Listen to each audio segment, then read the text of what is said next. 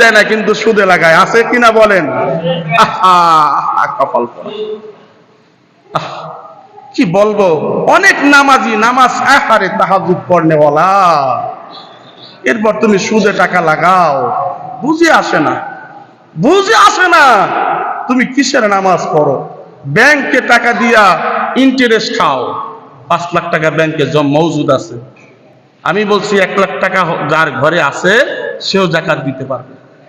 বুঝতে পারছেন তো? 1 লক্ষ টাকায় জাকাত আসে কত? 2500 টাকা। এখন আসেন 1 বছর টু 1 বছর হিসাব করবেন, 1 বছর টু 1 বছর হিসাব করবেন।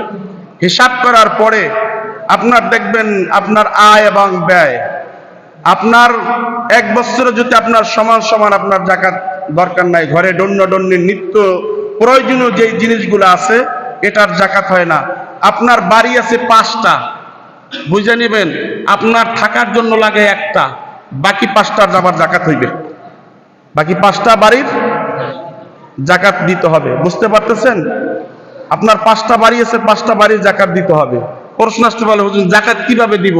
ওই বাড়ির থেকে যে আপনার টাকাগুলি উদ্বৃত্ত হয়, ওই বাড়ির খরচ দেওয়ার পরে আপনার বৎসরে কত টাকা আয় হইল, ওই টাকার জাকাত আপনার গুনে গুনে দিতে হবে। জমিরও জাকাত দিতে হবে, জমিরও জাকাত আছে। হুজুর এটা আবার কেমন সিস্টেম?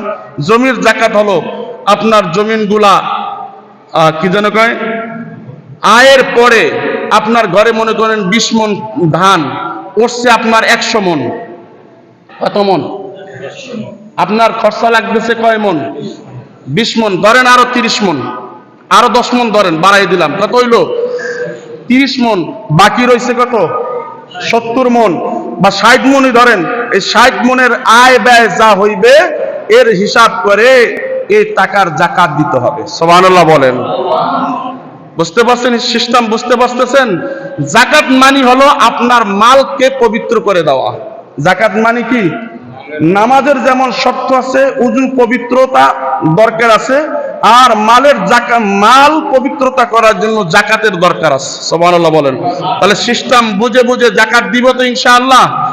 না বুঝলে পরে বুঝে নেবেন, আসি তো আপনাদের কাছ থেকে একদম জাকাতের কত খাত আছে, কি আছে হিসাব করে করে ইনশাআল্লাহ আমার বেরুয়ার ভাইরা জাকাত দিবে এবছর থেকে। রাজি আছি ইনশাআল্লাহ? আমরা ওই জাকাত আর দিতে চাই না 2টা লুঙ্গি 5টা লুঙ্গি।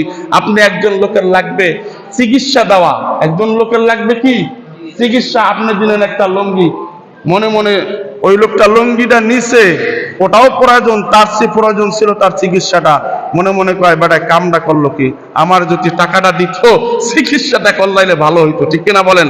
আমরা এইভাবে দেখে দেখে গুনে গুনে, আমাদের বিপ্লব ভাই আছে, আশা করি ওনার মাশাআল্লাহ অনেক মেধা, সমাজ নিয়ে অনেক চিন্তা করে, আলহামদুলিল্লাহ।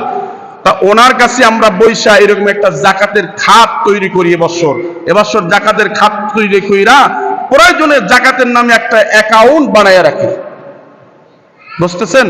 বছর গুনে 5 জনকে আমরা জাকাত দিয়া 5 জনকে স্বাবলম্বী করে দেই। আবার যদি কিছু